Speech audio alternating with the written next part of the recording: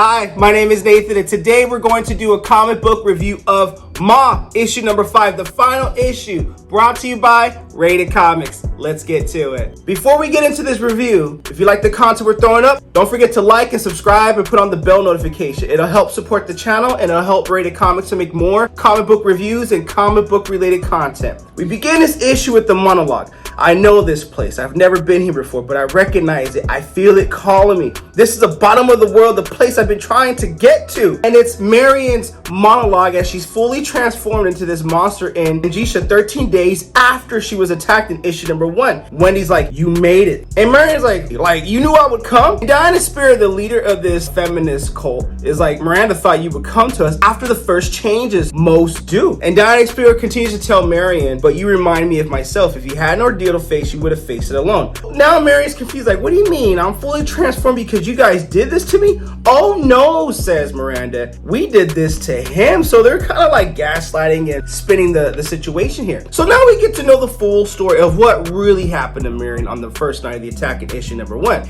On the night of the attack, his brother goes into the bathroom and Howie's alive. He's like, hey man, you want to party? Hands him over a pill. Some guys are getting ready to party that van out back. We need you to ask this girl out to dance. You see her at the bar in black. Take the pill, take the girl out. So he takes Marion, slips her the pill. She's already knocked out unconscious. So when he walks to the van with Marion, the van opens up. Miranda's there, dunks him over the head, knocks him out unconscious. And they put him in the van. What kind of stuff is this? So Howie, when he's alive, he tells Miranda, good hunt, I guess, huh? Stop talking to me like we're on the same side, Howie. And Howie's like, dude, I know you hate what I do, Miranda, but you keep making me do it. Making you every year, and I never ask why, and you never tell me, continues Howie. My mother hates me too, you know, except when I do this. Keep in mind, in the previous issue, we figure out Diana Spirit is Howie's mother. So Miranda opens up and says when she was 5 years old, her father held her down and shaved her head because her father so desperately wanted her to become a man. Now when I look at you, all I can see is how glad I am it didn't work for me to become a man because of what you're doing to help us out. It's like they both hate each other, but damn, they both need each other, but damn, at least they got weed with one another to at least open up and vent to one another, you know? So after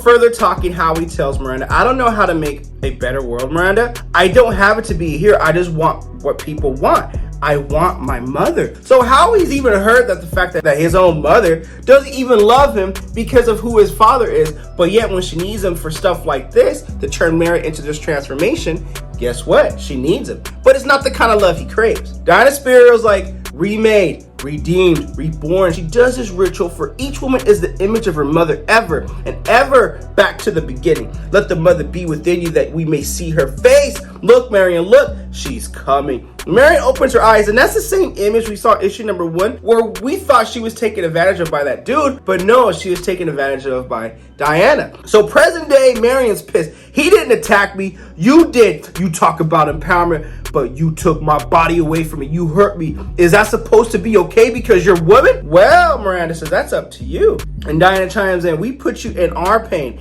Every woman here has felt some version of what you're feeling now. We all watched as the world turned a blind eye, pretended our pain had never been spoken or punished for our speaking. We gave you our pain, but we also gave you something we never had. We gave you power. Diana Spirit continues to speak. You're stronger than any other man will ever be, Marion. Too fierce to be intimidated. You have a full room of people who will listen to you, who will believe you. Whatever you decide justice is, Marion, we will do it. If you decide to punish me, no one will stop you. I will die in the jaws of the power I serve. But when you look at all this death, all this suffering, your loss, my loss, remember, none of it happens unless one man decides to attack a defenseless woman. Because he decided to attack, it's his fault, Mary. So you got to make a decision.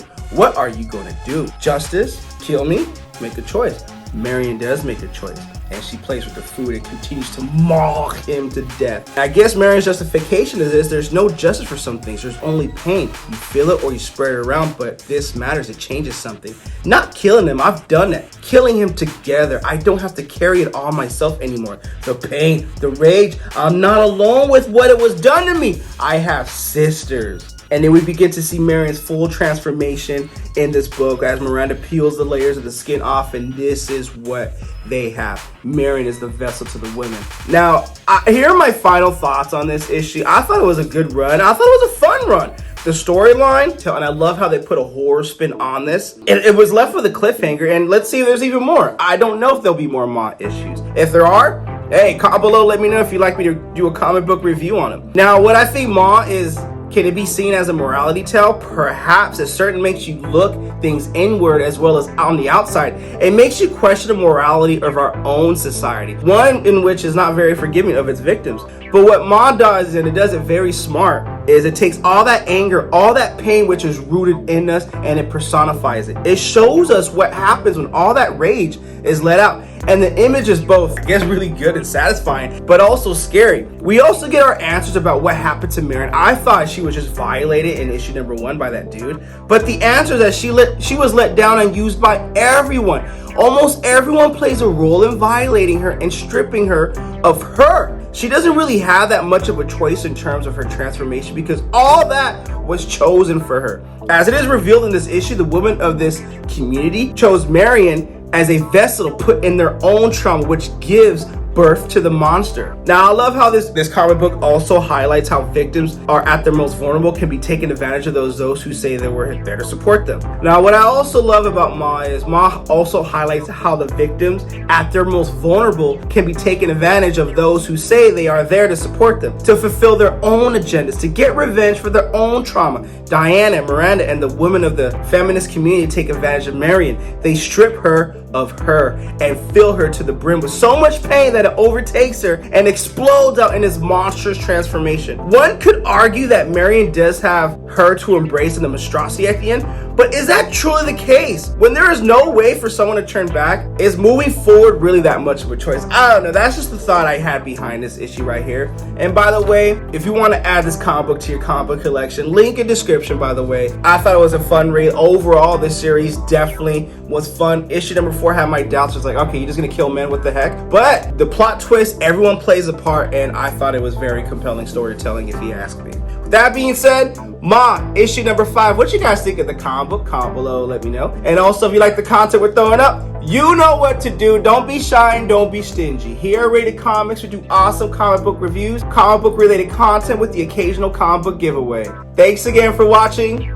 Until next time.